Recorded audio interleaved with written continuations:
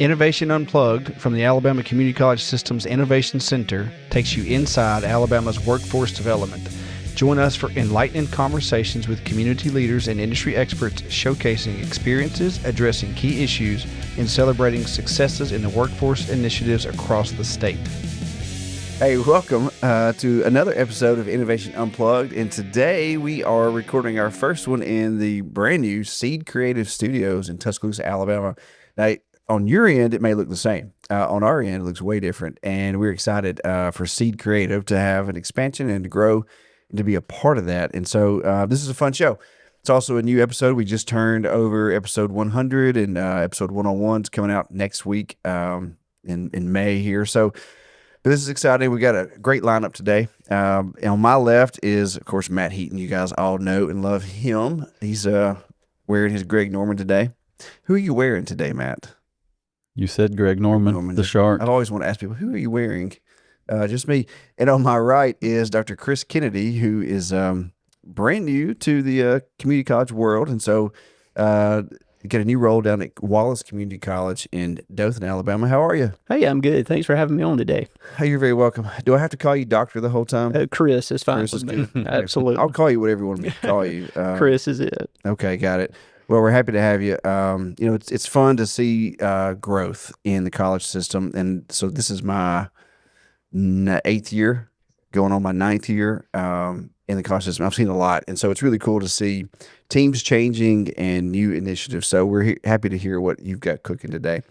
So before we get into all of that, all of your decades of classroom teaching and experience in administrative over at the State Department, K-12, and all things CTE, give us a little quick rundown of who you are, where you came from, and how you got right there. Sure, absolutely. So I grew up in a little town called Brantley, Alabama. It's in Crenshaw County. Really only 3 red lights in the whole county, so it's a really good place to be from. They're still teaching good morals and work ethic, and you can leave the doors unlocked for the most time, so really good place to be from. I fell in love with ag education as soon as I was in 7th grade and decided that I wanted to be an ag teacher. So I went to Auburn, bachelor's and master's in ag education, and then got certified in administration to try to serve other people. So after about 10 years of teaching ag, I transitioned to the Department of Education, K-12, Alabama State Department of Education, and then was just missing being around students. So I went back to a school setting. I've been a career tech director at Geneva County Schools and Houston County Schools most recently. And then, as you said, I believe I'm probably the brand newest dean in the community college system. I've been on the job now for about 6 weeks at Wallace Community College, Dothan. Hot off the press. Yep. Yeah, that's fun. So when I was doing my admin internship, that's like a weird 10-day thing we had to do. Ashley McIntyre, who was the principal at Oak Park Middle School, was mentor to me. Really tried to get his job. I'm glad I didn't in the end. This was a way funner job. Yeah. But he told me, he said, "Are you sure you want to do this?" And I was like, "Well, yeah, I want to be a principal. I really want to be a principal. Hire me now." And he's like, "Well, I'm going to tell you what's going to happen. The farther you get up that chain, the farther you get away from students." And he said, "I've struggled with that, and I still struggle with it." And I'm like, "Okay, can you just hire me to be your assistant principal?" I wasn't listening, but he was so right. And so now you're back in it. And we probably got some questions about your impact with the kids, but it's cool that you've had that growth. And we're both K-12, so it's nice to have that common bond with somebody that's pushing what we do. Yeah, absolutely. And I looked for ways, how can I be closer to students? One of those things I did in K-12, and I saw it as a TikTok video, and I saw the idea and loved it, but I ditched the office and got a rolling computer car down in the hall. So I was right there in touch with the students and the teachers there. And on the college side, I'm looking for ways, how do I make sure that I stay engaged and make sure I stay in contact with students there? Yeah, I'm going to come back to that in a minute, because that's a funny concept in our world. But before we get too far down that road, you've had a lot of jobs and a lot of educational experiences, classroom teaching, central office, statewide, and now you're leading a college in its service region. So what made you get into that career tech and education in general? Yeah, well, if I can go back to Brantley, Alabama for just a minute. So when I was growing up, we didn't have cool things like, the Skills for Success Innovation Trailer, and we didn't have career coaches and exploration opportunities. So I seriously only knew about 3 different career choices. It was working in chicken houses, working in logging, which is what my family does, or in the forestry industry, or we call it logging. And then teaching was the third thing, and it seemed like the most fun option to me to go. I walked into a 7th grade ag classroom and I met Mr. Andrews. And before that time, I was your typical C middle school student getting in trouble and just really didn't care anything about school. And the first time I walked into the ag shop, it was like this light came on and you could hear angels sing, and I found my place to be there. Okay. And I was able to start applying math and different concepts. And not just did I enjoy ag, but I started enjoying the academic classes too that I could see that were fitting in there. And it's interesting too with Mr. Andrews. He has been the ag teacher at Brantley now for 43 years and is retiring this year. He's been in the same classroom, the same building. So he's taught students, their children, and their grandchildren now as well. Wow. And he was, just building leaders for 43 years. And I like to say he was building leaders one birdhouse at a time and had no idea what he was doing there. 43 years. That's old as I am. Well, I'm 45. That's crazy. What's he going to do? Like, is he going to go home? I can't imagine a guy like that's just going to go home and watch Gunsmoke. No, I'm sure he will not. I fully expect him to stay engaged and working with judging teams at different things at the school there, and then helping as much as he can with that community. That's fun. I love to hear those kind of stories. All my teachers got out early. And they went on to do different things. It's interesting, too. Just a few years ago, I think it was maybe 2 to 3 years ago, he suffered a heart attack at school, actually. It was in ICU for several weeks, and we didn't know if he would come back to the classroom. And whenever he was finally able to come back, of course, before he went home, he wanted to go back to school. He didn't know that the entire town had actually planned a welcome home parade with fire trucks and ambulances and police, which was mostly his former students. The entire student body lined the sidewalk and welcoming. And I say that just to show the impact that career tech teachers have across the system, whatever level they're at. Yeah, well, and to see these days, no fault of anybody, but you're almost adding up how much sick days you got to figure out how to get to 25, and to see Mr. Andrews, he'll get a pay raise when he goes home with 43 years of service. He's doing it. He was fun. He's been around long enough that he got into the drop if he wanted to, so probably started back out at base salary pay just to keep doing what he loves doing. That's awesome. He cycled through the whole system twice. He's like, get your limit, start over. That's funny. So thinking about those early classroom years, like you saw that in 7th grade when the angels were singing over the birdhouse. Sounds like a Disney movie. But then you got your own classroom one day. How much of the stuff you learned in those first couple of years still affects what your leadership style is today? Oh, very much so. And I always think about, back when I first started teaching in 2002, 2003, those students that I got to meet then. And there's one young man that always comes to my mind that just stands out as somebody that I feel like I impacted. And again, I think you can give some of that credit to Mr. Andrews as well. His name was Ryan, though, and Ryan had an IEP and was special education. And no offense meant at all when I say this, but I think most people would have looked at Ryan and would not have objected to him receiving government assistance for his life. Mm-hmm. But when Ryan got into the horticulture classroom in the greenhouses at the Bryant Career Tech Center in Mobile County, where I started teaching at, he absolutely loved it. He was growing for plants, and you could see his face light up and was so happy about it. And we helped him get a job with a landscaping company there right down the high school. And I ended up relocating to Jefferson County for a while, and I was back in Mobile 8 to 10 years later. And I stop at a gas station down, and as I'm going in, I see this F-250 truck with a trailer. And Ryan had this really long hair, by the way, and his nickname was Rockstar. That's what everybody called him. So I'm getting out of the truck to go in this gas station, and I see this F-250 with this trailer and a big logo on the side, Rockstar Landscaping. And I thought, well, that's cool. So I go in, and most certainly there's Ryan, getting some fried chicken there on his lunch break, and he had owned his own truck now, and he's got a couple of employees of his own. And, of course, that's been 10 years ago, so there's no telling how big it is now. But career tech through Ryan just showed somebody that, like I said, you would have discounted to not have that bright future. But now he's married, kids, and running a landscaping company and just doing fantastic. So when I think about now, it's those students like that really motivate me to try to serve and help as many as we can. What's interesting about that time frame is that's before No Child Left Behind. Mm-hmm. They're right on the cusp of that. And so that was my first year of teaching. No one had ever done that at that school system. Mm-hmm. So you were there really and I'm going to say that we're all K-12, and I can say it with all the authority, man, we shut some kids in some rooms and said, don't come out. Yep. We'll bring your lunch to you. And it was awful.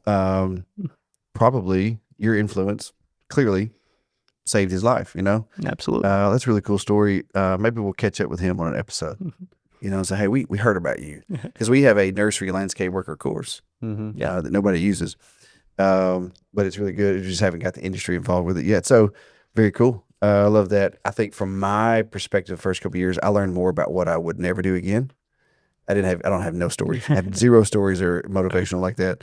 I just I will never make that mistake. Well, and trying to understand all coming and having that background, what all of the stuff, what are the hoops and what moves the needle, and finding that, which 2 years, you don't understand all that, but it doesn't take long if you're paying attention to figure out we've got to do this, but let's just get it done and move on to the do something. Anyway, little transition. So Chris, you spent years in K-12, CTE, leading large scales initiative. What's the biggest lesson you've taken from your teachers or students from that period? Sure. So for me, the number one thing I take away from it, and it's so simple to say, but there is just no replacing the value in a highly motivated, effective teacher. And I've seen some of the nicest buildings with the greatest facility and millions of dollars of equipment, and a teacher that's, you can tell, is not putting their heart into it, and it's just not a very effective career tech program.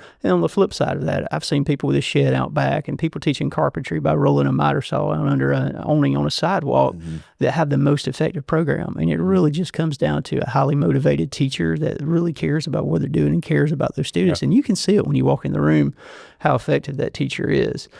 So for me, as a K-12 administrator, now as a dean, protecting the morale of those instructors is so important, because we're asking a lot of times with our industry-based instructors, you're going to come, take half your salary to come in and teach. You're going to learn the bureaucracy and red tape that is just involved with education, and they're doing it because they want to make a difference. So my job is to make sure that we are providing them the equipment, the resources, the training they need to be able to learn classroom management, to be highly effective, and then I just try to stay out of their way and support them in the best way we can. It's absolutely true. I was just telling a lady last night, one of the best hires I ever made, other than Matt. Stole him from Coleman County. We are recording, right? We got that? Yeah. I've bragged on you all over the interwebs. But it was my first year as a principal. Man, I got hired to be the principal in July. I was in Germany when I got hired, right? So anyway, they were like, hey, you need 3 kindergarten teachers. I'm like, I don't even know one. What am I gonna do? Anyway, so this lady walked in and she'd gotten non-renewed from Huntsville City. Her name was Cassie Duke, and I could tell right away she was a highly motivated person. And she's still there. I saw on the news, she got some big award for Teacher of the Year, right? But and we were at a school that they had tried to forget about. They tried to close down, just for cost. And we were doing, to your point, we're going to make a difference. Those teachers were still doing the same practices. No one was telling their story, and no one was protecting them from stupid stuff. So we did that. We had the current superintendent in Morgan County. She was their instructional coach. Anyway, she helped me turn that data around and tell the story of what we were doing, to show that we really were making a difference. No one was listening. Yep. And they thought that we couldn't because we were a Brown school. Yeah, and I don't think we talk about that enough, just how important it is to hire those right people. And for me, the first thing I'm looking for is somebody of a solid character that you can see they care about what they're doing, and then looking for that strong work ethic as well is so important. Yeah, that lady walked in the interview like she's about to fight somebody. I'm like, okay, well, this will be good or bad. And she was just a fiery human. But man, she did so good, and she carried that fire the whole time we were together. And that's the same way it is with Matt. I knew when we were trying to grow. This was early on. I was like, I need somebody that's going to watch those details and make that difference every day. Yeah. It took us a while to get to where we were actually feel like we were making a human difference. We were making a procedural difference. But man, now with the K-12 stuff they're done, you've seen. Absolutely. It's crazy. That's right. And I've always said, I've just been really blessed in my career that I feel like I've either made good hires or went into situations with working with really good people and good employees that really make you look good. The way Matt makes you look good actually is, what comes to mind there. Hey, just for the record, I did not pay either one of these before we stared. No, he said that you make me look good. Yeah. Which means I'm prettier than you. I'm more Puerto Rican. Puerto Rican. Puerto Rican. You see that meme? Like the little chicken with the hair. He's like, I feel so pretty. I feel Puerto Rican. Anyway, getting back to professional stuff. So let's be honest about K-12. I have a lot of opinions. I'm almost done with it. My son's about to be a junior, so whatever they've done is good. But when I was a teacher and a principal, still I had a lot of opinions about where we were going. Where do you think K-12 still struggles in preparing students and their parents for the future? Yeah, well, first, I want to say I think K-12 has really grown leaps and bounds in how they're doing career and technical education and workforce development. And I came directly from Houston County Schools, which absolutely does a phenomenal job. And the things I'm going to talk about are not a reflection of Houston County. There's supportive administrative, supportive counselors. They really get it. But really two issues that I see that are really struggles for the K-12 side. Number one is scheduling and contact hours. When you have so many things that a student is having to get into that schedule, it really makes it challenging for a teacher to have the contact hours and time they need it. And then if you look at the typical setup of the way most school systems operate, you'll have one career tech center, and then you have 4 or 5 schools that are feeding to that career tech center. And then sometimes you have school systems that are sharing that center. So you may have one system that's on a 7-period day and another system that's on a 4-block day, or then even 9-week schedules. And then as a teacher, you may have one group of students getting there at 8:15, one 8:30, one 8:45, and then some leaving at 9:15, 9:30, 9:45. And it's a huge issue. But instead of having 4 schools adapt their schedule to one, it'll be, all right, this one school has to adapt your schedule for 4 others. And it's just a struggle that happens in a lot of school systems and a lot of places too. And I think another opportunity in K-12 is we need to make sure that we're educating counselors and those in the academic world about the opportunities that career tech workforce development have. I feel like a lot of times, we have instructors that have been teaching for decades, and we're pushing that, 4 years the only route to success. 4 years is a great opportunity, but if you're looking at statistics of it, less than 30% of our high school graduates are becoming 4-year graduates. So we have to make sure that they are aware of the influence that they have on students in high school, and that we're encouraging to look at workforce and career and technical education, those options that are there. So I feel like that's really two of the struggles that I've seen statewide, is scheduling contact hours and then making sure we have full supports inside the school systems. One thing we just did in Houston County Schools with the Wallace that I'm excited about is we had a teacher professional development day, and every secondary teacher was able to come to Wallace Community College and tour through and see the programs and hear from those instructors and see the impact.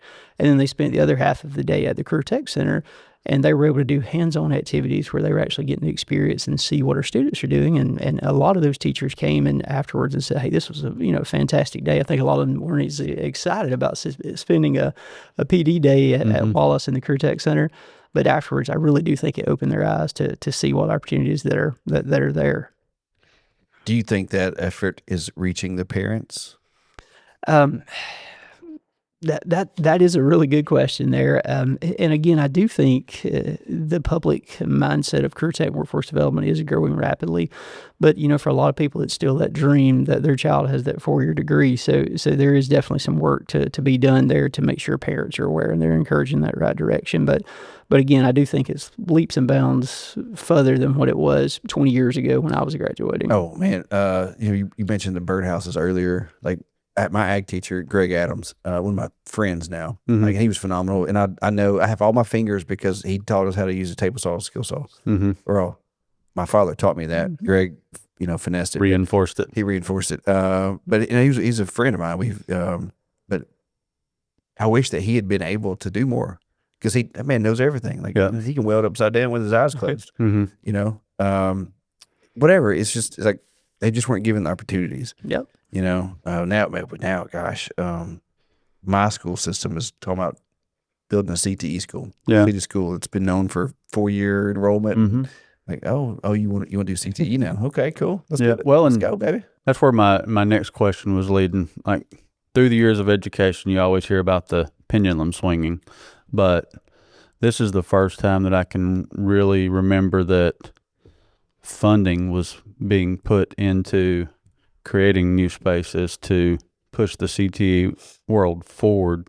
Has there been a time that comes up that you can think, or I don't think this is another pendulum swing, but how confident are you that we'll stay in this pendulum to Yeah, I think I'm very confident that we're going to keep swinging that pendulum there. Is everything we're doing now is data driven, and you're looking at the impact it's having now on the students' futures.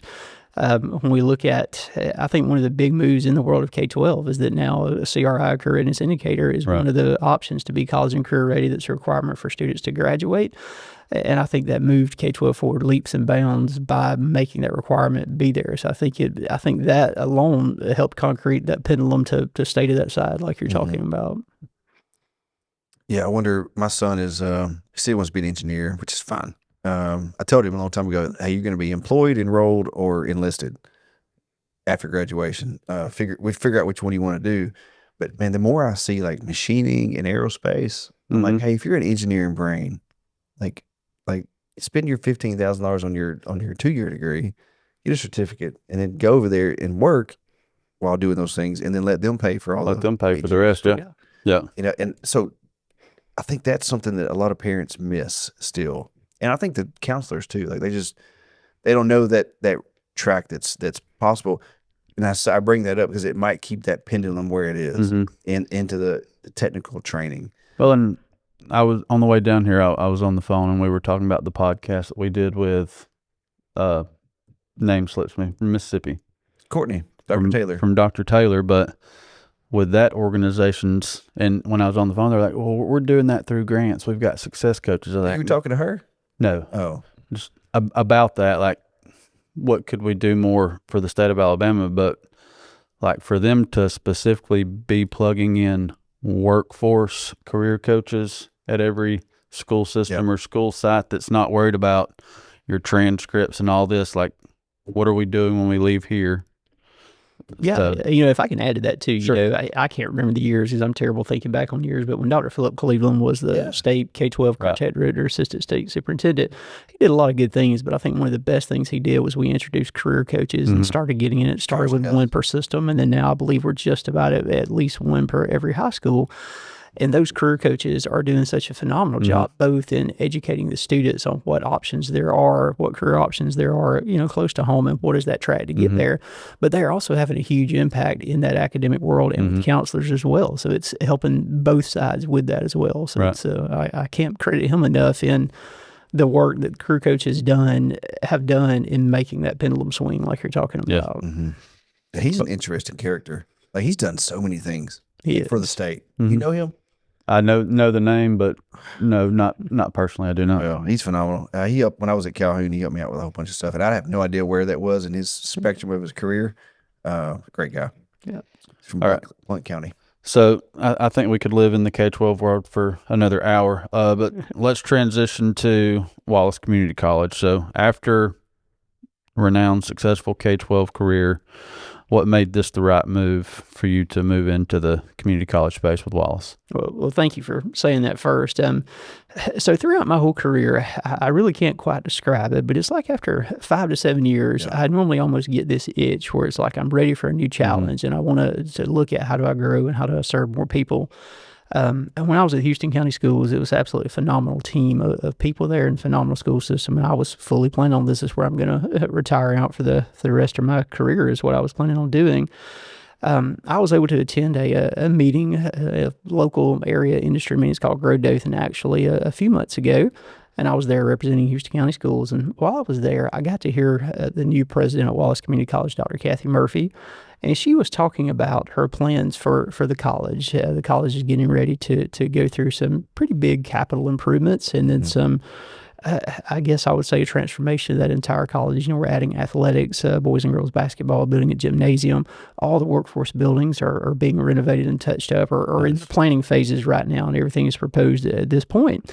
But I could just see, the excitement that she had in her face about what was happening at Wallace Community College, and it started me thinking about my background and my experience with K-12 and at the Department of Education, and asking myself, with this experience, is that something that I could be a part of and help serve more people across the entire Wiregrass and not just through Houston County Schools? And that was really, what started me looking at that possibility to want to explore and see what could happen there. I like that. Yeah, she's a firebrand. I met her one time when she was at Gadsden, and I was like, okay, this is gonna move fast.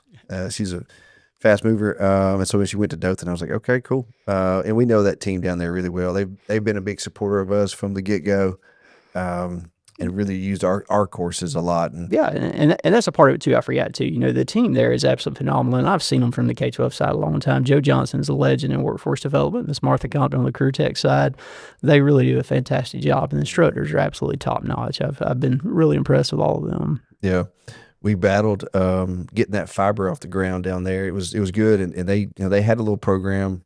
I hate that phrase. They had a program.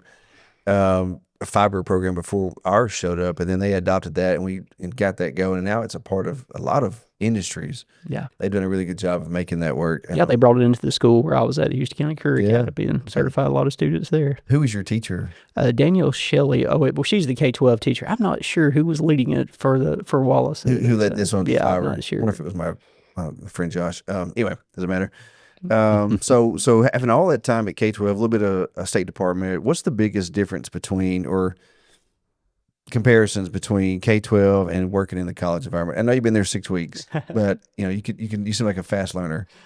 Yeah. I hate to use a cliche and a saying, but drinking water from a fire hose wide open, full throttle has been it.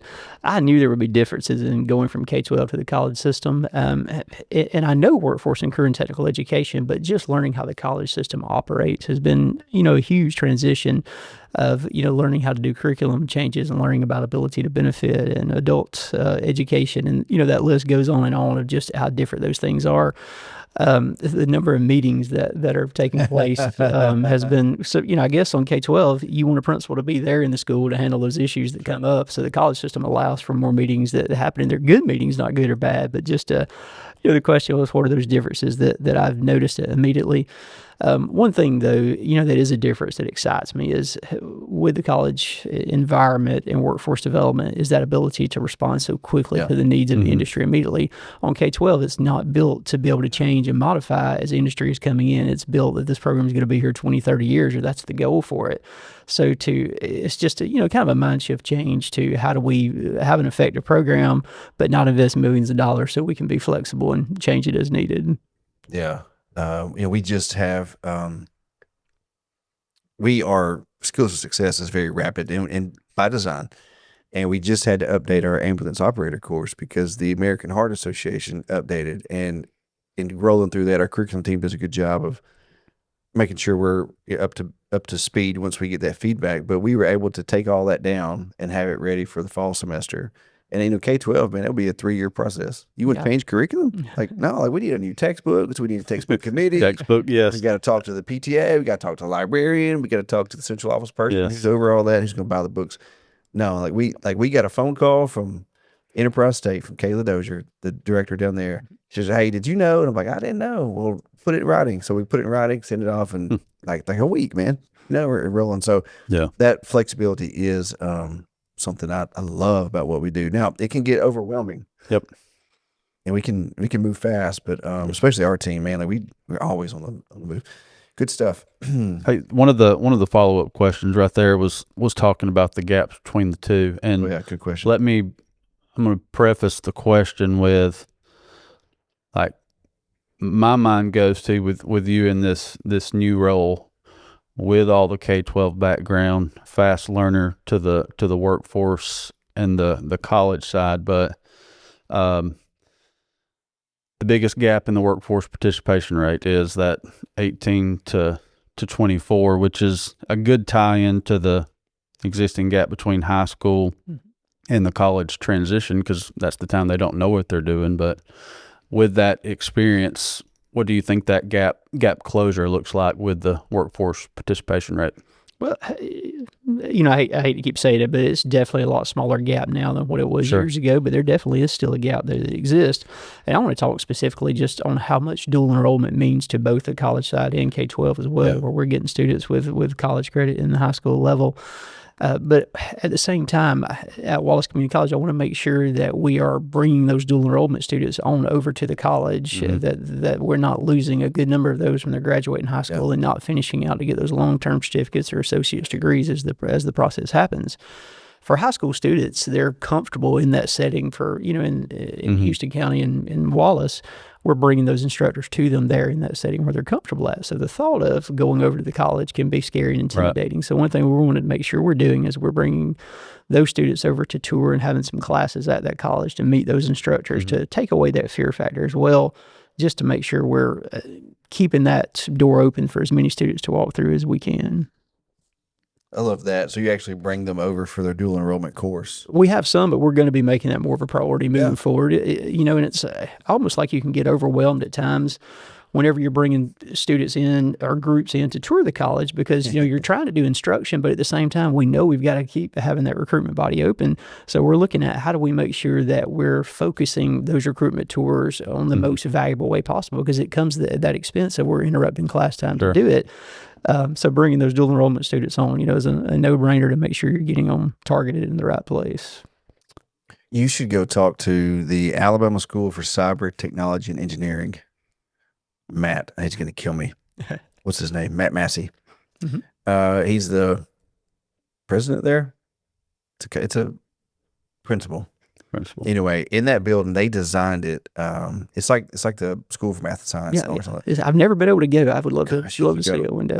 I took a tour, and all the it's 3 stories, and there's balconies, but in the middle is just an open air, 3 floors, and you can see from like 3rd floor classroom, you can see down into the 1st floor classroom. Wow. Designed that way so that they can watch and take tours. And we toured there for 2 hours, and people were teaching and learning, and we were in and out of classrooms, and no one ever looked at us more than just a glance. Like, oh, there's people observing.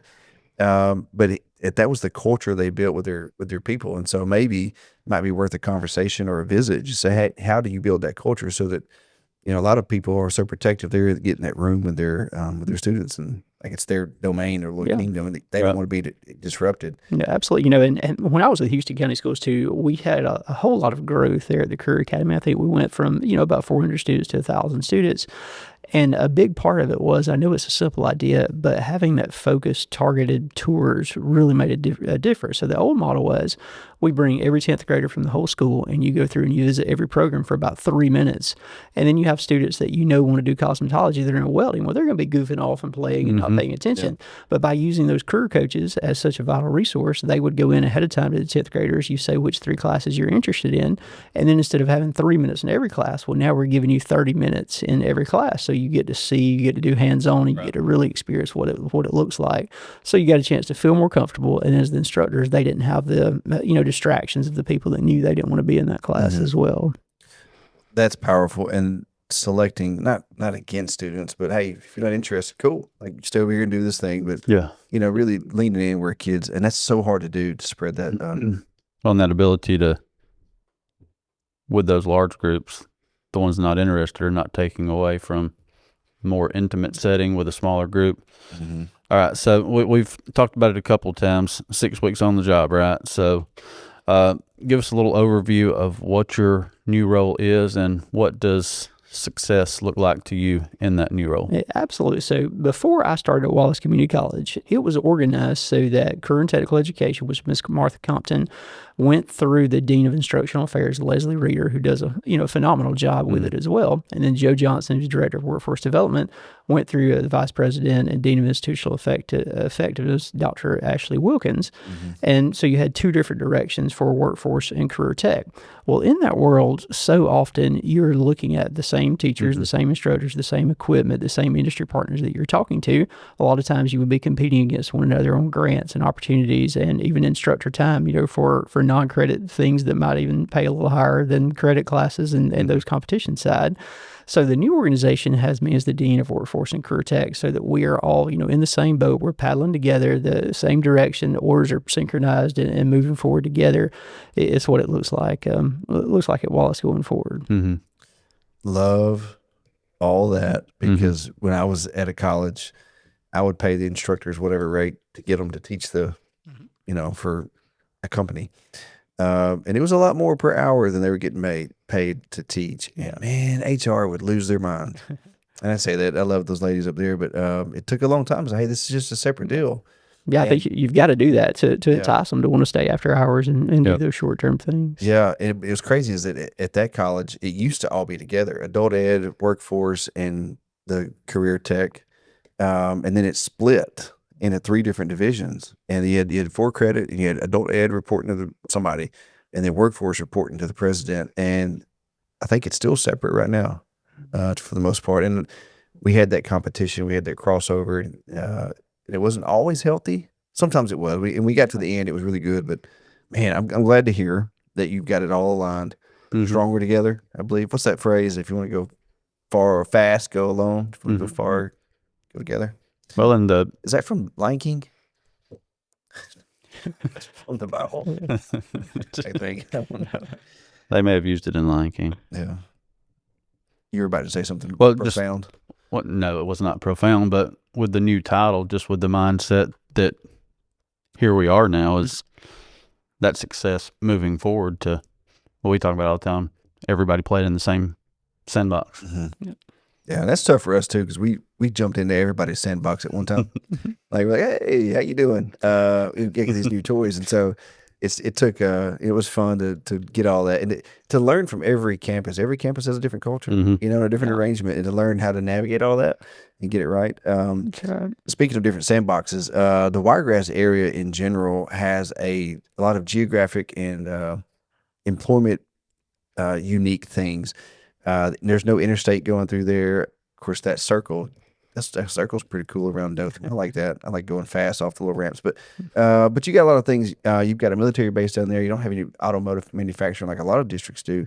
How do you take those unique things and still push through to make Dothan a shining star in workforce development? Absolutely. So, one of the big things you hear a lot of people talk about, we don't have those large-scale automotive manufacturers like other parts of the state, and it does create a challenge.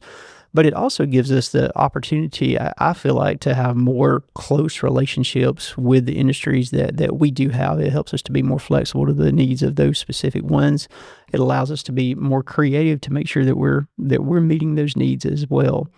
Wiregrass is definitely growing. We're really excited. Hudson Alpha Wiregrass is just open, which is a spinoff from the Hudson Alpha that's located in Huntsville, which is going to bring in a whole new different set of career options for the Wiregrass area too. We have a very strong state legislative delegation in Senator Chastain and Representative Lee as well, and they're constantly looking for ways. How do we improve our transportation options in and out? And then we also have very strong chambers of commerce, not just Dothan, but our other areas as well. And then working with our economic development partners too, just to make sure that we can recruit in as much industry as we can. But the Wiregrass, without that huge automotive manufacturer, we do have a strong workforce, and I really think it's poised for something significant to happen, to continue to grow and really meet the needs of whatever that industry is there. I think so too. And your mayor is something unique about him. He was like the first one to get elected like 4 times or something like he got elected one more time or in a different way that was no one's ever done before. Yeah, I believe that's correct. I believe he's starting a 4th term there, Mayor Saliba. Yeah, and it doesn't happen. And he's Joe Johnson has talked about him being so supportive all the time. He is, and his family comes from a construction background as well, so he really gets career and technical education and looks for ways to support it, actually. He served on a panel just a few weeks ago when I was still with Houston County Schools, where a lot of construction experts came in and talked to our construction welding students about, what skills are needed, how do you be successful in the workforce, and he was really impactful there. All right, so Wallace is entering a season of momentum, doing great things. You're coming on with all the renovation, the things you've talked about. What excites you most about where the college is headed? Right now, really, workforce specifically, a couple things that really excite me. One is we're really putting a big focus on growing our FAME, or Federation Advanced Manufacturing Education program. I know you had Miss Audrey Webb in just a few weeks ago to talk about FAME. Yes. And it's something new that I've been learning. And if I'm being full honest, when I was hired in as Dean of Workforce and CTE, Dr. Murphy made it clear that FAME is going to be a big priority for Wallace Community College. So I'm like, yes, ma'am, it's going to be a big priority. But I was able to go to the FAME Summit just a couple weeks ago in Birmingham. Birmingham, and I was able to see students from Gadsden and other colleges doing their presentations of the problems that they had diagnosed and found, and they were absolutely incredible. Just the professionalism, the way they spoke, the way they delivered their problems. They were wearing the matching polos almost as nice as the one Matt wears on the show as well. Not sure. But they were so impressive that it went from Dr. Murphy's expectation to this is something we've got to make sure we're providing at Wallace Community College and for people in the Wiregrass, because FAME is such a great opportunity for people to really earn an income while they're still learning. I'm a avid Dave Ramsey follower as well. I teach financial peace coordinator classes and have really strived to have that debt-free life. So when I think about FAME, that a student can come in, they're working 3 days a week, going to school 2 days a week, even if they're not getting a scholarship or Pell opportunities, they're able to make an income to pay for that tuition. So they're going to be finishing that program, highly sought out after, from multiple industries in that area, and have no debt at all. So it really is something that excites to me, and it's a model that we're really wanting to not just grow in manufacturing, but we're also really wanting to grow our apprenticeships too at Wallace Community College. We are a registered apprenticeship site, so we want to be making sure that we're providing students with that apprenticeship opportunity. I'm a firm believer that the best education really does happen from on-the-job learning. I have a doctorate degree in education, and honestly, I feel like I learned as much to be successful at a grocery store called Piggly Wiggly when I was working in high school. I learned communication, I learned customer service, I learned how to interact with the public, and that's just experience that you can't really replicate in a classroom. So that's what I love about FAME and apprenticeship models, and where we're headed there at Wallace. Yeah, those are really cool. I think if there was one other division of the state I'd want to go work at, it'd be with the Office of Apprenticeship. I think they're really cool. Yeah, I just keep thinking if Josh Laney can do it, it's got to be fun. Yeah, it's funny, Josh. All right, we're getting close to the end of our time, Chris, and so final thoughts. What would you want people to take away about Wallace Community College in Dothan? I would just want everybody to know that Wallace Community College is really positioned to become a true hub of workforce development for the Wiregrass region, from the administration to the instructors to everyone there. We want to help and grow and serve as many people in that community as we can. It really is a very exciting time to be at Wallace, and not just for the transformation of the buildings. Of course, that's exciting to me, and I love it, but it's not about the new buildings and new equipment that excites me. It's that I know that with that transformation, it's going to attract more people to look at Wallace that haven't been considering it before, and it's going to position us to serve the Wiregrass community at a whole new level. So whatever, anyone in that area, whatever your future holds, I believe that we can help you get there and have an impact on that. Yeah, I believe that 100%. I loved working with them for the last 5 years, and so seeing your passion now in the last hour, I could see what's going to happen there. So good deal. Well, I appreciate you coming on. Thanks for having me. It's a long drive from Dothan to Tuscaloosa, but these shows are powerful because, as you said, you learn things, and it takes one. Absolutely. And hey, I just want to thank you guys so much for the message you're doing with the podcast. And I know you didn't create it for this purpose, but for me, coming from the world of K-12 into the community college system, I've spent so much time, and I've gone back and I've watched basically every one of your episodes, and I've learned so much from the time that you guys put into this. It really is serving such a good community. So thank y'all for what you're doing with this. Yeah, appreciate that. Thank you. Yeah, it would be possible without the great folks down here at Seed, and of course, our bosses just let us do it. So they don't ever say anything. Good deal. Well, thank you for the kind of words, and thank you for being here. Matt, final thoughts? Just thank you for your willingness to come today. I've enjoyed our past experience in K-12 working together, and I think that's only going to grow in your new role, and looking forward to see what happens with all that. But just again, thanks. Thank you. Cool. All right, man. Wrap us up, Wrap it up. This is going to conclude another episode of Innovation Unplugged. If there's anything Skills for Success, Innovation Center-wise that you've heard on this podcast or a previous podcast, you can always check out our website at trainforalabama.com. That's train, F-O-R, alabama.com. Again, this is going to conclude another episode of Innovation Unplugged. Make sure to like, subscribe, and follow on all your social media platforms. Thank you.